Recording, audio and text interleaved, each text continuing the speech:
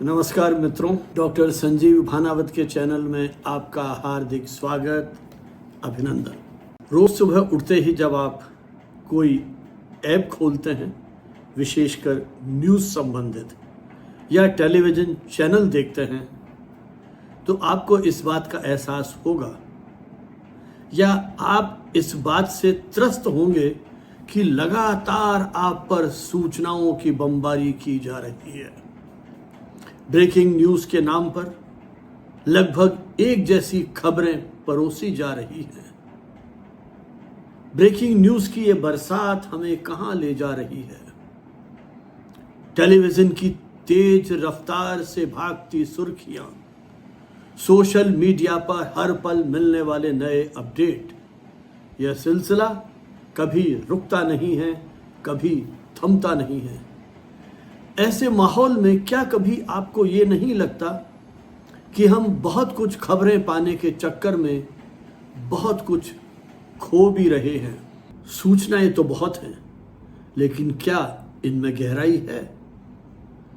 क्या इन सूचनाओं में कहीं कोई शोध की प्रवृत्ति है? इन डेप्थ रिपोर्टिंग की जा रही है? ना कहीं कोई उचित संदर्भ है, ना कहीं मानवीय भावनाओं का जुड़ाव है। इसलिए तेज दौड़ती भागती मीडिया की इस दुनिया में, तेजी से भागती इस पत्रकारिता में एक नई तरह की पत्रकारिता या नई तरह की संभावना ने जन्म लिया है, और वो है धीमी पत्रकारिता या स्लो जर्नलिज्म। यह स्लो जर्नलिज्म परंपरागत तेज तर्रार खबरों की दुनिया में ठहराव लाने और खबरों को सुकून से समझने का एक प्रयास है। आइए आम जन की भाषा में इसे समझने का प्रयास करें। यह पत्रकारिता है टॉर्टोइज मीडिया। टॉर्टोइज मीडिया से हम समझ सकते हैं यह स्लो जर्नलिज्म की अवधारणा है क्या। कोविड-19 में भी हमने इसका अनुभव किया था। भारत जैसे विकासशील देशों के लिए धीमी पत्रकारिता की अपनी एक विशेषता है, उसकी अपनी एक वैशिष्ट्य है। आज सूचना क्रांति ने हमारे सामने 3 नई तरह की चुनौतियां खड़ी कर दी हैं। पहला है इंफॉर्मेशन ओवरलोड, दूसरा है फेक न्यूज़, और तीसरा है न्यूज़ फटीग, यानी इस तरह के समाचारों से उपजी हुई थकान। 24x7 खबरिया चैनलों ने इन तीनों तरह की समस्याओं को बहुत अधिक बढ़ा दिया है। इंफॉर्मेशन ओवरलोड या सूचना का अधिक भार तब होता है जब हर पल हम पर इतनी जानकारियां बरस रही हैं या इतनी जानकारियां दी जाती हैं कि हम उसकी प्रोसेसिंग नहीं कर पाते हैं। कोविड महामारी के दौरान हमने देखा था कि किस तरह से सूचनाओं का अंबार हमारे सामने लग गया। दिन प्रतिदिन नित्य नई तरह की शोध हो रही है। उस शोध का पूरा रेफरेंस हमारे सामने नहीं है और हमारे मन में कई तरह की आशंकाएं जन्म लेने लगी। जैसे ही हम गूगल पे कोविड-19 टाइप करेंगे, न जाने कितनी तरह के इलाज की सूचनाएं हमको दी जाएंगी, कितनी तरह के विकल्प हमें सुझाए जाएंगे, और इस तरह के इंफॉर्मेशन ओवरलोड में हम सब कहीं ना कहीं भ्रमित होते चले गए, आशंकित होते चले गए, और भविष्य के लिए हमारे सामने एक प्रश्न चिन्ह खड़ा हो गया, क्योंकि वो सूचनाएं अधिकांशतः आधी अधूरी थीं, गलत थीं, और हम उन पर अनजाने में ही विश्वास कर बैठे। हम यह समझ नहीं पा रहे थे कि कौन सी सूचना पर विश्वास करें और कौन सी सूचना पर या समाचार पर हम विश्वास न करें। समाचारों की इस भीड़ में असली समाचार, विश्वसनीय समाचार, सत्य समाचार कहीं खो गए थे। फेक न्यूज़ तुरंत खबर देने की जो होड़ है, प्रतिस्पर्धा है, आगे निकलने की जो होड़ है, तथाकथित टीआरपी की दौड़ है, उसमें इस तरह की भ्रामक समाचार या फर्जी खबरों की प्रधानता बढ़ती चली जा रही है। डिजिटल मीडिया पर इस तरह की अफवाह या भ्रामक समाचार जिस तरह से वायरल हो रहे हैं, उनमें कई बार मुख्य धारा के चैनल्स या मीडिया भी उन खबरों को सत्यापित कर कर उनको प्रसारित कर रहे हैं। किस तरह के षड्यंत्र इन वायरल समाचारों में किए जाते हैं और किस तरह से ये हमारे समाज को, राष्ट्रीय संप्रभुता को नुकसान पहुंचा रहे हैं, इसका एहसास हम समय समय पर करते रहे हैं। बल्कि WHO को तो यहाँ तक कहना पड़ा कि ये भ्रामक सूचनाएं, गलत सूचनाएं वायरस से भी तेज गति से फैल रही हैं, इसलिए हमें दो मोर्चों पर लड़ना पड़ रहा है, एक वायरस से और दूसरा इस तरह की भ्रामक खबरों से या भ्रामक समाचारों से। समाचारों के इस चक्रव्यूह में हम यह अफवाह है या समाचार है, इसका अंदाज नहीं लगा पा रहे थे और इसी का परिणाम हुआ न्यूज़ फटीग या न्यूज़ थकान। हर रोज के आने वाले ये समाचार जिस तरह से प्रसारित किए जा रहे हैं, उसने हमें कहीं उदास कर दिया है, हमें कहीं चिंता मग्न कर दिया है और कहीं हम अंतर ही अंतर क्रोधित होने लगे हैं, हमें गुस्सा आने लगा है। और एक जैसी हेडलाइंस या सुर्खियां देख करके जब बार बार उनको दोहराया जाता है तो कहीं हम एक थकान सी महसूस करते हैं, ऊब महसूस करते हैं और अनायास ही ऐसी खबरों से हम ब्रेक लेने लगते हैं। इन खबरों को देखने से हमारे मन में कहीं नकारात्मकता का भाव जागृत होने लगता है। हम यह सोचते हैं कि ऐसी खबरें हमारे मन मस्तिष्क में निगेटिविटी का प्रचार कर रही हैं और इससे जब हमें कुछ नया देखने को नहीं मिल रहा है, नया समझने को नहीं मिल रहा है, तो हम एक अनजाने अवसाद से घिरने लगते हैं। इसका परिणाम होता है कि हम धीरे धीरे इस तरह के न्यूज़ मीडिया से अपनी दूरी बनाए रखते हैं। निश्चय ही इस तरह की प्रवृत्ति न्यूज़ मीडिया के लिए एक खतरे की घंटी है, चिंताजनक संकेत है, क्योंकि जब जनता इन खबरों से मुंह मोड़ने लगेगी, क्योंकि अंततः ये चैनल हैं किसके लिए? जनता को जानकारी देने के लिए, जनता को सूचित करने के लिए। और जब जनता ही उनसे विमुख होने लगेगी तो क्या यह लोकतांत्रिक परंपराओं के लिए, लोकतांत्रिक मूल्यों के लिए, लोकतांत्रिक संस्थाओं के लिए एक खतरा नहीं है? क्या ये उन्हें कमजोर नहीं करेंगे? समाचारों का उद्देश्य क्या होता है? समाचारों का उद्देश्य है अपने पाठक, श्रोता और दर्शक तक सही सूचना उचित समय पर पहुंचाई जाए, उसका उचित विश्लेषण किया जाए। और जब उसका यह उद्देश्य पूरा नहीं होता है, जब सूचनाओं का एक बड़ा अंबार उसके सामने लग जाता है, तो फिर उसमें अविश्वसनीयता का जुड़ाव हो जाता है। हम सही सूचना देकर मनुष्य को, अपने पाठक को, अपने दर्शक को, अपने श्रोता को सशक्त बनाना चाहते हैं, लेकिन यहाँ तो सशक्त बनाने की बजाय वो इन माध्यमों से ही विमुख होता चला जा रहा है। यह बड़ा विचित्र विरोधाभास है। ऐसी स्थिति में ब्रेकिंग न्यूज़ के नाम पर परोसी जाने वाली इस पत्रकारिता, जिसमें गहराई नहीं है, जिसमें समझ नहीं है, जिसमें सत्यता नहीं है, हम एक नई पत्रकारिता की ओर बढ़ने लगे हैं जिसका नाम है स्लो जर्नलिज्म, धीमी पत्रकारिता। आखिर फर्क क्या है मुख्य धारा की पत्रकारिता और स्लो जर्नलिज्म में? स्लो जर्नलिज्म या धीमी पत्रकारिता सामान्यतः पत्रकारिता की वह शैली है जहां खबरों को सनसनी बना करके प्रस्तुत नहीं किया जाता है, बल्कि उन खबरों को, उन समाचारों को ठहराव के साथ, विश्लेषण के साथ, धीमे प्रभावी ढंग से प्रस्तुत करने का प्रयास किया जाता है।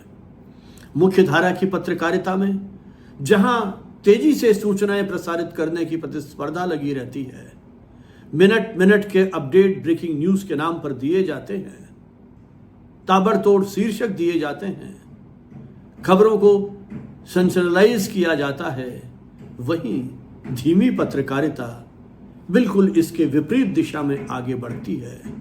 इसकी शुरुआत इसी भाव से हुई थी कि मुख्य धारा का मीडिया जहां प्रेस विज्ञप्तियों को जो क्या त्यों परोस देता है। जिस तरह के बासी उल्टे पुल्टे बयान, विज्ञापन नुमा कंटेंट, जिसे व्यंग में जर्नलिज्म कहा जाता है, जर्नलिज्म नहीं जर्नलिज्म, इसका प्रभाव क्या होता है? खबरों की गुणवत्ता पर असर पड़ता है, उसकी जो डेप्थनेस है उस पर प्रभाव पड़ता है। जबकि धीमी पत्रकारिता या स्लो जर्नलिज्म विश्वसनीय होती है, उसमें गुणवत्ता होती है, क्योंकि उसके लिए तैयारी की जाती है, शोध की जाती है, संदर्भ दिए जाते हैं, जांच पड़ताल की जाती है और विषय का उचित और सम्यक विश्लेषण किया जाता है। इसमें तुरंत क्रेडिट पाने की होड़ नहीं होती है, बल्कि सही और संपूर्ण तस्वीर अपने पाठक, दर्शक या श्रोता तक प्रस्तुत की जाती है। मुख्य धारा बनाम धीमी पत्रकारिता के फर्क को समझने के लिए हमें यह देखना पड़ेगा कि किस तरह से मुख्य धारा की पत्रकारिता में हर पल एक नया समाचार दिया जाता है, त्वरित प्रतिक्रियाएं दी जाती हैं, संक्षिप्त अपडेट दिए जाते हैं और सतही जानकारियां दी जाती हैं। टीवी स्क्रीन पर स्क्रॉल करते हुए ब्रेकिंग न्यूज़ हम देखते रहते हैं और सोशल मीडिया पर हर पल, हर घंटे में खबरों का ट्रेंड बदलता रहता है। जबकि धीमी पत्रकारिता पूरा समय लेती है, पूरी कहानी कहती है, तथ्यों की तह तक जाती है, उसके संदर्भ और पृष्ठभूमि को उसमें सम्मिलित करती है, ताकि उसका पाठक, दर्शक और श्रोता उस मुद्दे को पूरी तरह समझ पाए, उस मुद्दे को गहराई से समझ पाए। किसी घटना को हफ्तों बाद एक लेख के रूप में यह बताएं कि किस प्रकार के उसके व्यापक सामाजिक और राजनीतिक सरोकार हैं और किस तरह से वो उन सरोकारों को प्रभावित कर रहा है। धीमी पत्रकारिता एक स्लो मूवमेंट है, मंद गति का आंदोलन है। वो उसका एक अपरिहार्य हिस्सा है जो जीवन के हर क्षेत्र में ठहर कर गुणवत्ता पर अधिक बल देता है। ठीक वही फर्क है जो स्लो फूड और फास्ट फूड में है। धीमी पत्रकारिता तीव्र समाचार चक्र का एक ऐसा विकल्प प्रस्तुत करती है जहां पाठक को कुछ सोचने समझने के लिए सामग्री मिलती है, चिंतन के नानाविध बिंदु मिलते हैं और आज दुनिया भर के कई संगठन इसको अपना रहे हैं। जैसे ब्रिटेन में डिलेड ग्रेटिफिकेशन नामक त्रैमासिक पत्रिका, नीदरलैंड में डी कॉरेस्पॉन्डेंट, अमेरिका में खोजी न्यूज रूम प्रो पब्लिका, इटली में स्लो न्यूज और भारत में प्रोब जैसे प्लेटफॉर्म इसके महत्वपूर्ण उदाहरण हैं। ये सभी इस धारणा से जुड़े हुए हैं कि खबरों को हम पर्याप्त समय दें, उसको समझें और उसका पूरा संदर्भ ध्यान में रखते हुए उस पर हम सामग्री प्रस्तुत करें ताकि उसकी विश्वसनीयता पाठकों में बनी रहे, श्रोताओं में बनी रहे। तेजी से फैलती इन खबरों पर एक विश्लेषण किया गया, शोध की गई, एक रिपोर्ट जारी की गई 2022-23 में। उसके अनुसार लगभग 40% जो न्यूज़ के उपभोक्ता थे वे ऐसी खबरों से बचने लगे और निश्चय ही 2025 तक आते आते इसकी संख्या में और अधिक विस्तार होने लगा है, क्योंकि रोज रोज इस प्रकार की नकारात्मक खबरों को देखने से हमारा दिल कहीं बैठने लगता है, भविष्य को लेकर के आशंकित हो जाते हैं। पिछले दिनों कुछ देशों के बीच में जो युद्ध छिड़ा, उस युद्ध को बना करके टेलीविजन चैनल्स ने तो लगभग परमाणु युद्ध की घोषणा कर दी थी। ऐसे संकट के समय में धीमी पत्रकारिता की अपनी अहमियत है। जब तेज न्यूज़ चैनलों पर हर मिनट चीख पुकार मची रहती है, तो ये विश्वसनीय प्लेटफॉर्म जो धीमी पत्रकारिता ने प्रारंभ किए हैं, वो ये बताते हैं क्यों नहीं खबरों को छान करके सोच समझकर फिर जनता के सामने प्रस्तुत किया जाए या उन्होंने परोसा जाए। यही वह प्रवृत्ति थी, यही वह दौर था जब धीमी शैली की पत्रकारिता को व्यापक पहचान मिली।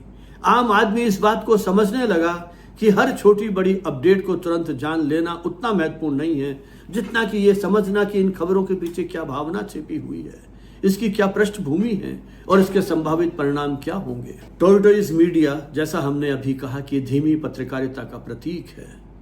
यह नाम विशेष रूप से इसके लिए लिया जाता है क्योंकि टॉर्टोइज धीमी गति का प्रतीक है। ब्रिटिश स्थित इस समाचार संगठन का प्रतीक ही कछुआ है। इसका आदर्श वाक्य है, धीमे चलो पर सही चलो। टॉर्टोइज मीडिया की स्थापना 2019 में बीबीसी न्यूज के पूर्व निदेशक जेम्स हॉर्डिंग और उनके सहयोगियों ने की थी। इसकी शुरुआत ही पाठकों की सहभागिता से हुई थी। एक क्राउड फंडिंग किकस्टार्टर अभियान के जरिए हजारों लोगों ने इनको आर्थिक सहयोग दिया था, जिससे करीब $5 लाख से अधिक की राशि एकत्रित हो गई थी। इस सामुदायिक सहयोग की शुरुआत में ही यह संकेत मिलने लगा था कि आम पाठक, श्रोता, दर्शक ऐसी पत्रकारिता के लिए मानसिक रूप से तैयार है जो धीमी है लेकिन सोच समझकर की जाती है। टॉर्टोइज मीडिया ने खुद को मुख्य धारा की शोर भरी न्यूज इंडस्ट्री के समाधान के रूप में प्रस्तुत किया है। उनका कहना है कि आज की खबरों में, आज के चैनलों में शोर बहुत है। अधिकांश खबरें एक जैसी हैं। जिस चैनल को देखिए लगभग उसी तरह की खबरें आपको मिलेंगी। और धीमी पत्रकारिता में इस तरह की खबरों को काट छाट कर उन पर चिंतन करते हुए उसके भावी परिणामों को ध्यान में रखते हुए खबरें दी जाती हैं। टॉर्टोइज तेज गति की जगह इन डेप्थ या गहराई पर खबरें दिए जाने का दावा करता है। यह किसी राजनीतिक पार्टी या कॉरपोरेट समूह के एजेंडे से स्वतंत्र अपना कार्य करता है ताकि उनके समाचार निष्पक्ष हों और विश्वसनीय हों। टॉर्टोइज अपने प्लेटफॉर्म पर प्रतिदिन ताजा और सनसनीपूर्ण खबरें देने की प्रतिस्पर्धा नहीं करता है। चुनिंदा मुद्दों को पकड़कर उन पर विस्तृत रिपोर्ट, पॉडकास्ट और विश्लेषण प्रस्तुत करता है। दिलचस्प बात यह है कि इसकी अनूठी धीमी चाल ने ऐसी पत्रकारिता की शुरुआत से ही एक विशिष्ट पहचान देने लगी है या उसे विशिष्ट पहचान मिली है। 2019 में ब्रिटिश जर्नलिज्म अवार्ड में इनोवेशन ऑफ द ईयर का पुरस्कार भी इसे दिया गया। टॉर्टोइज मीडिया की एक विशेष पहल है या उनका एक विशेष इनिशिएटिव है, think in.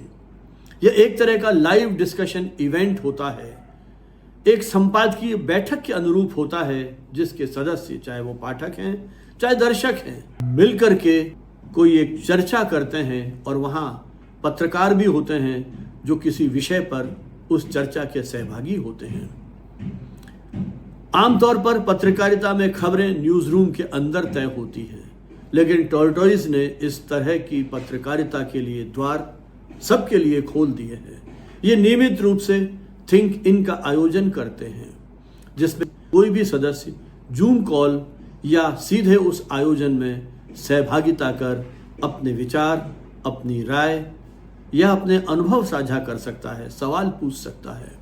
Tortoise in session think in को अपने समाचार निर्माण का हिस्सा मानता है, यानी वे सुनते हैं कि लोगों के मन में क्या सवाल है, जमीनी हकीकत क्या है, और उनकी आवाज को अपनी स्टोरी में शामिल करते हैं। यह मेंबर ड्रिवन दृष्टिकोण से पत्रकारिता को समावेशी बनाने का प्रयत्न करते हैं। थिंक इन के काम करने का अपना एक विशेष तरीका है। मान लीजिए टॉर्टोइज एक विषय पर स्टोरी करने जा रहा है, जैसे कोविड वैक्सीन लगाने की हिचकिचाहट। वे एक थिंक इन सेशन आयोजित करेंगे जहां स्वास्थ्य विशेषज्ञ होंगे, आम नागरिक होंगे और ऐसे लोग भी होंगे जिन्होंने वैक्सीन नहीं लगवाई है। वे आमने सामने बैठ सकते हैं या ऑनलाइन जुड़ सकते हैं, चर्चा कर सकते हैं। पत्रकार बीच में सुनते हैं, उनकी सारी बातचीत को सुनते हैं, सवाल पूछते हैं और नोट्स भी लेते हैं। इसमें जो समाचार बनते हैं वो केवल रिपोर्टर की निगाह से नहीं बनते हैं, बल्कि उसमें सामूहिक अनुभव होता है, विचार विमर्श का नतीजा होता है। टॉर्टोइज मीडिया में थिंक इन को स्थायी आमंत्रण की तरह प्रोत्साहन दिया जाता है। कुल मिलाकर थिंक इन ने समाचार बनाने के तरीके को एक तरफा प्रसार से बदलकर संवादात्मक, इंटरैक्टिव बना दिया है। पाठक अब खबर का या समाचार का उपभोक्ता मात्र नहीं है, बल्कि वो उसका सहभागी बन गया है। कोविड में जब लोग घरों में बंद थे, तब थिंक इन का काफी उपयोग किया गया था। चारों ओर एक अनिश्चय का माहौल था। तब ऑनलाइन थिंक इन ने इसी तरह के सेशंस पर लगातार एक समुदाय के रूप में काम किया था।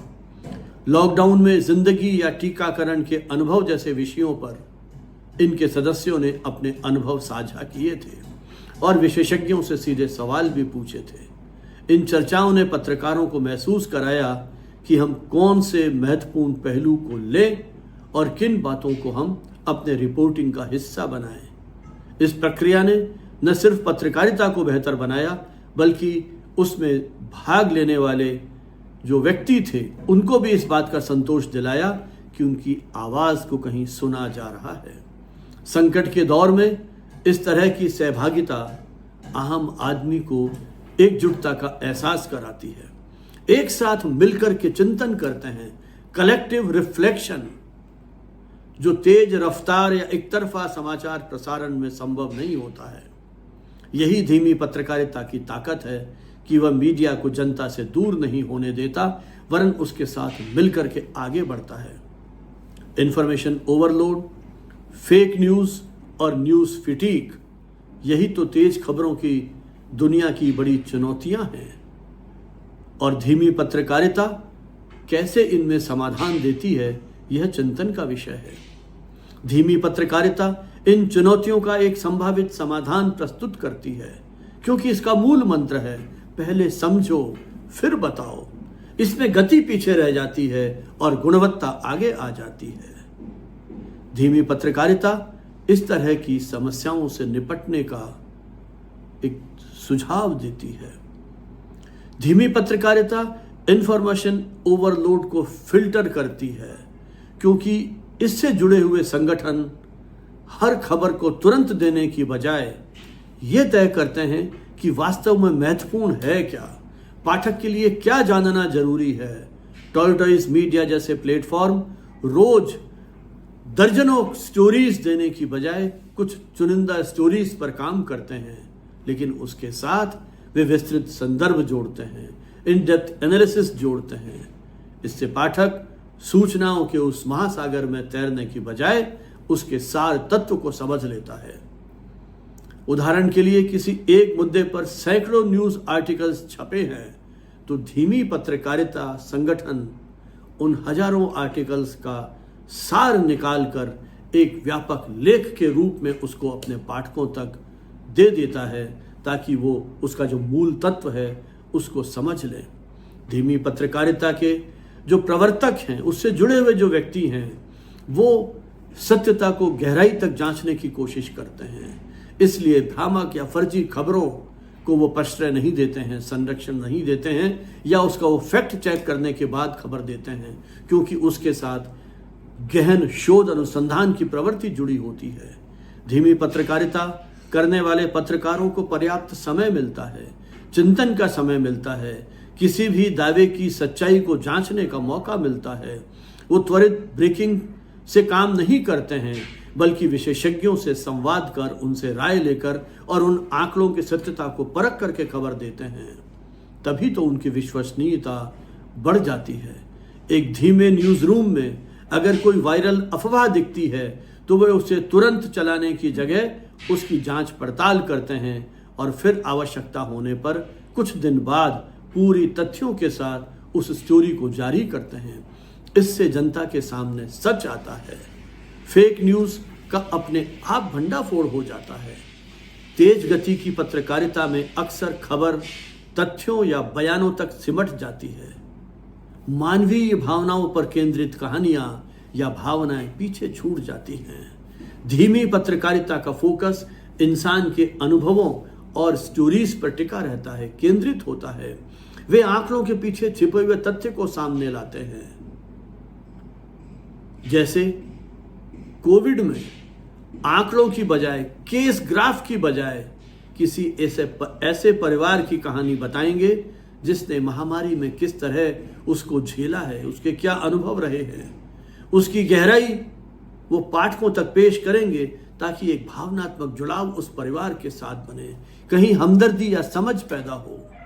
धीमी पत्रकारिता के लिए समाचार महज सूचना नहीं है, विभिन्न पहलुओं पर विचार करके विश्लेषण को जोड़ करके वो स्टोरी दी जाती है, इसलिए पाठक के लिए उसका मूल्य बढ़ जाता है, उसकी महत्ता बढ़ जाती है। उसे इस बात की जानकारी होती है कि घटना कैसे घटी, इतिहास में उसका क्या महत्व है, इतिहास में उसकी क्या मिसाल है, उसका आगे का परिणाम क्या होने की संभावना है। तेज न्यूज़ बुलेटिन इतना भारी काम नहीं कर पाते, उनके पास समय नहीं है इन डेप्थ एनालिसिस का। एक ठहराव भरी फीचर स्टोरी पॉडकास्ट श्रोता पाठक को सोचने के लिए मजबूर करती है। एक तरह से धीमी पत्रकारिता शिक्षक की भूमिका निभाती है, जटिल मुद्दों को समझने का पाठ पढ़ाती है। जब ऐसे मीडिया संगठन अपने दर्शक, पाठक और श्रोता को साथ लेकर के चलेंगे तो अपने आप पत्रकारिता पर विश्वास पनपेगा। टॉर्टॉइस मॉडल में थिंक इन के जरिए एक समुदाय जिस तरह से बढ़ रहा है, उसने यह साबित कर दिया है कि उसमें जनता को भी शामिल करने से पारदर्शिता स्थापित होती है और पारदर्शिता से विश्वास बढ़ता है। धीमी पत्रकारिता आउटलेट्स के अपने काम करने के तरीके हैं, उसके अपने सोर्स हैं, अपनी सीमाएं हैं। वह खुल करके बताते हैं और प्रतिक्रियाओं का स्वागत करते हैं। इसलिए एक भरोसे का संबंध उसका कायम होता है अपने पाठक दर्शक के साथ। ऐसे में आम व्यक्ति ये महसूस करता है कि मीडिया कहीं हमारी बात को सुनता है, हमारी आवाज को स्थान देता है, हमें सशक्त बनाता है, ना कि लगातार सूचनाओं की बौछार करता है, ना कि सूचनाएं हम पर थोपता है। इसी भरोसे के चलते टॉर्टॉइस जैसे संस्थानों के सदस्य लगातार बढ़ रहे हैं। वो इन सेशंस में सहभागिता करते हैं और लंबे समय तक उनके साथ अपना जुड़ाव महसूस करते हैं। तो मीडिया को एक तरफा प्रसारक से बदलकर एक संवाद में साझेदार बना दिया है। धीमी पत्रकारिता तेज दौड़ती खबरों को एक मोड़ पर रोक कर पूछती है, जरा सांस लो, सोचो कि असली मुद्दा है क्या। यह मॉडल समाचार भले ही कम दे, लेकिन जो देगा वो प्रामाणिक होंगे, उनका प्रभाव गहरा होगा, उसमें कोशिशें होंगी। टॉर्टॉइस मीडिया के सफर ने धीमी पत्रकारिता के प्रभाव को प्रत्यक्ष रूप से दिखाया है। मात्र कुछ ही वर्षों में इन संगठनों ने खबरों की दुनिया में अपनी एक विशेष पहचान बनाई है। उनके पास भले ही पारंपरिक मीडिया जैसे दर्शकों की संख्या न हो, लेकिन सदस्य आधारित समुदाय सक्रिय है, वफादार है, भरोसेमंद है। टॉर्टॉइस के सदस्य न केवल सामग्री को पढ़ते या सुनते हैं, बल्कि उस चर्चा में सहभागिता करते हैं, फीडबैक देते हैं और यहाँ तक कि कई बार समाचारों के विशिष्ट सूत्र भी वो बन जाते हैं। एक गहरा जुड़ाव है, इंगेजमेंट है, और यही इंगेजमेंट टॉर्टॉइस के सदस्यों का भरोसा हासिल करता है। जब लोग किसी प्रक्रिया का हिस्सा बनते हैं तो उस पर उनका विश्वास बढ़ना भी स्वाभाविक है। विश्वास की इस पूंजी का व्यावसायिक पहलू भी सकारात्मक है। टॉर्टॉइस के सदस्य सब्सक्रिप्शन फीस देकर के जुड़ते हैं, जिससे संगठन को आर्थिक तौर पर स्वतंत्र रूप से काम कर पाने में सहूलियत होती है। मीडिया जगत में जहां कई संस्थान अपने पाठकों का विश्वास खोद रहे हैं, वहीं टॉर्टॉइस ने एक दूसरा मार्ग दिखाया है। पहले भरोसा बनाओ, फिर लोग खुद आपका समर्थन करने के लिए आएंगे। ब्रिटेन में ही नहीं, अंतर्राष्ट्रीय स्तर पर भी टॉर्टॉइस की प्रतिष्ठा बढ़ी है। हाल ही में एक खबर आई है कि टॉर्टॉइस मीडिया ने प्रतिष्ठित अखबार द ऑब्जर्वर के स्वामित्व के साथ भी एक सौदा किया है, जो यह दर्शाता है कि धीमी शुरुआत करने वाला नया खिलाड़ी अब इतना प्रभावशाली हो गया है कि वो दशकों पुराने समाचार ब्रांड को भी अपने साथ जोड़ने की क्षमता रखता है। यही धीमी पत्रकारिता का एक महत्वपूर्ण उदाहरण है। टॉर्टॉइस जैसे मॉडल्स ने यह भी दिखाया है कि जनता खबरों के लिए भुगतान करने के लिए तैयार है, बशर्ते उन्हें गुणवत्तापूर्ण सामग्री मिले, सहभागिता मिले, उनकी आवाज़ को सुना जाए, उन्हें प्राथमिकता दी जाए। स्लो जर्नलिज्म ने मीडिया इंडस्ट्री को नए आयाम दिए हैं, नए मापदंड दिए हैं। सिर्फ क्लिक और व्यूज ही उनके लिए सब कुछ नहीं है। पाठक का भरोसा और संतुष्टि असली सफलता है। कई सर्वेक्षणों में यह निष्कर्ष निकला है कि जिन मीडिया संस्थानों ने धीमी और गहन रिपोर्टिंग अपनाई, उनकी विश्वसनीयता का मानदंड या उनकी विश्वसनीयता के स्कोर ऊंचे हैं। और ऐसे मीडिया संस्थानों के पाठक कभी अपने आप को निराश या भ्रमित महसूस नहीं करते हैं। अर्थात न्यूज़ फटीग, समाचारों की जो थकान है, उससे वो कोसों दूर हैं। जब आप हर खबर को उसकी महत्व के अनुसार छांट कर पेश करेंगे तो दर्शक को लगने लगेगा कि वो जो पढ़ रहा है, देख रहा है, उसका कोई अर्थ है, उसका कोई महत्व है। रोज रोज की जिस तरह की छिचलेदारी की जा रही है, उससे वो दूर है। भारतीय उपमहाद्वीप में भरोसे के मीडिया की आवश्यकता वर्षों से महसूस की जा रही है। ये विषय लगातार चर्चा में है। तेजी से बढ़ती संख्या न्यूज़ चैनल्स की, सोशल मीडिया या डिजिटल मीडिया के तेजी से प्रसार और राजनीतिक ध्रुवीकरण के इस दौर में कई दर्शकों और पाठकों को लगता है कि मुख्य धारा का मीडिया सनसनीखेज हो गया है। वह पूर्वाग्रह से ग्रस्त है, वह पक्षपातपूर्ण रवैया अपनाता है और यही विश्वसनीयता की कमी या विश्वसनीयता का अवमूल्यन आज की मीडिया के लिए एक बड़ी चुनौती बनकर उभरा है। ऐसे में धीमी पत्रकारिता का मॉडल हमारे समाज के लिए एक विशेष मायने रखता है। यह मॉडल हमें याद दिलाता है कि पत्रकारिता का मूल उद्देश्य जनता की सेवा है, ना कि टीआरपी या क्लिक की दौड़ है। भारत में कई इनिशिएटिव पहले लिए गए हैं। इन डेप्थ रिपोर्टिंग करने वाले, रिसर्च बेस्ड जर्नलिज्म करने वाले, छोटे डिजिटल पोर्टल्स, फैक्ट चेकिंग करने वाली वेबसाइट्स और अब स्लो जर्नलिज्म के सिद्धांत पर काम करने वाले प्लेटफॉर्म, द प्रॉब आदि। मुख्य धारा के मीडिया में इसे और अधिक प्रोत्साहन मिल सकता है यदि वो इस तरह का अनुसरण करें, गहराई से विश्लेषण करने की प्रवृत्ति को विकसित करें। आप कल्पना कीजिए, हमारे यहाँ के जो मुख्य धारा का मीडिया है, वहाँ एक टॉर्टोइस जैसा न्यूज़ रूम हो, जहाँ हर रोज शाम को देश के आम लोग जुड़कर संपादकीय मीटिंग का हिस्सा बने। मीडिया के प्रति लोगों का विश्वास बढ़ेगा, एक जुड़ाव होगा, एक पारस्परिक संवाद होगा। विश्वसनीयता में वृद्धि तभी होगी जब खबरों को तसल्ली से शोध करके दिया जाए, उसमें गलतियां न की जाएं, गलतियों की आशंकाएं कम हो, लोग उन पर भरोसा करेंगे। फेक न्यूज़ की समस्या से हमें मुक्ति मिलेगी। जनता को अगर मंच मिलेगा कि वो मीडिया से सवाल पूछ सकें, उसे सुझाव दे सकें, तो मीडिया की जवाबदेही बढ़ेगी। इससे पत्रकारिता अधिक लोकतांत्रिक बनेगी और लोगों को लगेगा कि मीडिया उनकी अपनी आवाज़ है। वो केवल सत्ताधारियों या बड़े बड़े कॉरपोरेट हाउस के प्रवक्ता नहीं है। भारत जैसे विविध देश में धीमी पत्रकारिता विभिन्न समुदायों की स्टोरीज को धैर्यपूर्वक सुनने समझने का मौका दे सकती है। अक्सर तेज न्यूज़ की इस दौड़ में हाशिए पर जो समाज है, उसकी आवाज़ दब जाती है।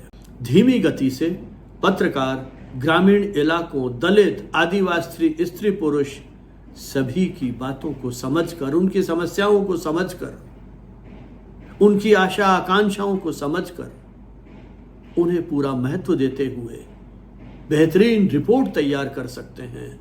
जब रिपोर्ट्स व्याख्यात्मक होंगी, पाठक दर्शकों के मुद्दों को समझेंगी, तो भारत में जो बहुत सारी जटिलताएं हैं, आर्थिक सामाजिक विषमताएं हैं, उन्हें सरलीकृत करके समझाया जा सकेगा, दिखाया जा सकेगा। धीमी पत्रकारिता इन पर एक गहन रोशनी डाल सकेगी और एक इन्फॉर्म्ड सिटीजन या इन्फॉर्म्ड सिटीजनरी तैयार करने में महती भूमिका निभा पाएगी। आखिरकार धीमी पत्रकारिता कोई चमत्कार पैदा नहीं कर सकती, चमत्कारिक समाधान नहीं दे सकती, रातों रात मीडिया की सारी खामियां दूर नहीं कर सकती, लेकिन एक विकल्प तो दे सकती है। एक वैकल्पिक रास्ता तो आपको दिखा सकती है, एक ऐसा रास्ता जहां पत्रकारिता अपने बुनियादी आदर्शों पर टिकी हुई हो, सत्य की खोज, जनहित और आम आदमी के बीच में संवाद। टॉर्टाइज मीडिया की कहानी हमें यह सिखाती है, हमें यह निर्देशित करती है, हमें इस बात के लिए प्रोत्साहित करती है कि छोटे स्तर पर शुरू की गई एक अच्छी और प्रभावी पहल बड़ा असर ला सकती है। तेज दौड़ती दुनिया में कछुए की चाल भले ही धीमी हो, पर उसमें दृढ़ता है, उसमें धैर्य है, उसमें साहस है, उसमें निर्भीकता है। हिंदी में कहावत है, देर आए दुरुस्त आए। धीमी पत्रकारिता इसी पर चलती है।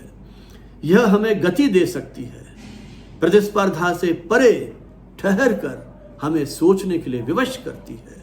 तो देखा आपने, खबरों की इस चकाचौंध में जब आपका सिर चकराए, दिमाग चकराए, तो एक क्षण ठहरिए, सोचिए कि कभी कभी धीरे धीरे चलना, रुक कर, ठहर कर, सच्चाई टटोलना और मिल बैठकर समझना ही सही रास्ता है। यही धीमी पत्रकारिता का संदेश है। धीमे चलिए, गहराई तक जाइए और पत्रकारिता को फिर जन जन का आईना बनाइए। इन्हीं शब्दों के साथ बहुत बहुत बधाई, शुभकामनाएं। जय हिंद, जय भारत।